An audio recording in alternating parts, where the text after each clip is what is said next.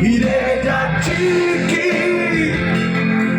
সেই ফেলে আসা অতীতে,